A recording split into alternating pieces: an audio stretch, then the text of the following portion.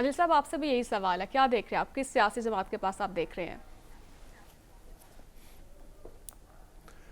देखें, ये सियासतदानों ने तो जो हमारे मुल्क की मईशत के साथ जो खिलवाड़ किया है, और इनकी जो टीमें, ये जो पाकिस्तान तहरीक इंसाफ भी बड़े दावे करती थी, मुस्लिम लीग नून भी बड़े दावे करती थी, कभी जरदारी साहब कहते हैं हमारे पास फार्मूला है, तो इन्होंने इनको सब ने देख लिया।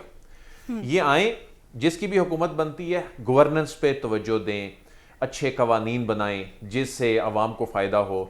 ये जो नेशनल सिक्योरिटी के मामलात, मईशत, और ये जो SIFC जैसे इनिशिएटिव्स हैं, एग्रीकल्चर रिफॉर्म्स हो रही हैं मुल्क में, एक इनकलाब हम तवक्को करते हैं 2024 में आएगा।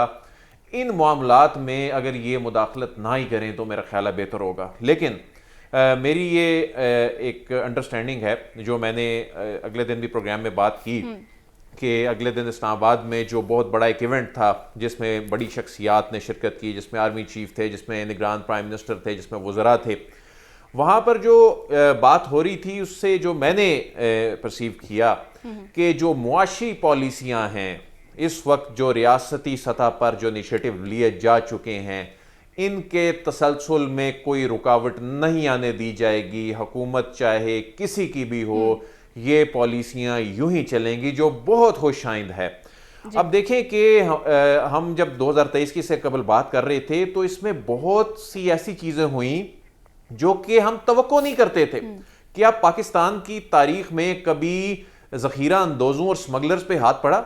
ये इनका काम था। ये सियासतदान इसमें नाकाम हो गए, बुरी तरह नाकाम हो गए। उस पर फिर रियासती इदारों को हरकत में आना पड़ा। उन्होंने डिलीवर किया, उन्होंने बहुत सी जिम्मेदारी उठाई और उसमें उन्होंने डिलीवर किया। अब इसमें जो हमें सबसे ज्यादा मुआशी तौर पे महंगाई की मार पड़ी है, उसमें रुपए का डिवैल्यू होना था। रुपया क्यों डिवैल्यू हो रहा था? डॉलर स्मगल हो रहा था, जखीरा अंदोजी हो रही थी। ये किसने करना था? ये इन्हीं सियासतदानों ने करना था। ये एक दूसरे का गिरबान पकड़ते रहे।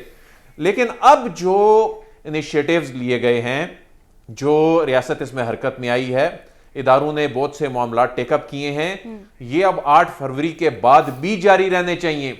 अगर ये मामला इसी तरह ही इसहाक डार साहब को दे दिया, वो जो पाकिस्तान तहरीक इंसाफ एक के बाद एक वजीर तब्दील करती रही, ये तजर्बे कराते रहे, तो उसके बाद फिर खुदा न खास्ता हमें उसी सूरत हाल का सामना करना पड़ सकता है। लेकिन मैं उम्मीद कर रहा हूं, जिस तरह साद साहब ने भी कहा, कि 2024 जो है इकोनॉमी के रिवाइवल का साल होगा।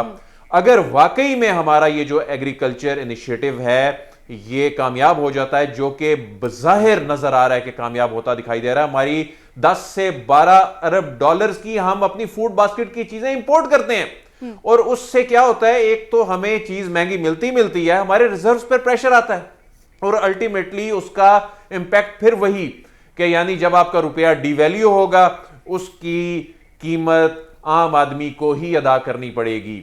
और यही 2023 में हमने कीमत अदा की। तो हमें अपने रिजर्व्स को बढ़ाने के लिए अपनी एक्सपोर्ट्स को बढ़ाना है, सरमायाकारी को लाना है, और इस तरह हमें जो अपनी जो इंपोर्ट है इसकी जो सब्स्टिट्यूशन करनी है। तो बज़ाहिर हम राइट डायरेक्शन में जाते दिखाई दे रहे हैं। वक्त जरूर लगेगा। अब जिस तरह बिजली महंगी हो चुकी, पेट्रोलियम मसनूआत की कीमतों में इजाफा हुआ, गैस की कीमतें जो हैं दुगनी होगी, ये तमाम चीजों में का जो रिलीफ है इसका आता है इंपैक्ट, जरूर इसका जो इंपैक्ट आते टाइम जरूर लगेगा, लेकिन हम उस तबाही से जरूर बच गए हैं जो हम डिफॉल्ट के दहाने पे खुदा ना पहुंच चुके थे। होगा, और यकीनन आवाम को जो है वो रिलीफ भी मिलेगा।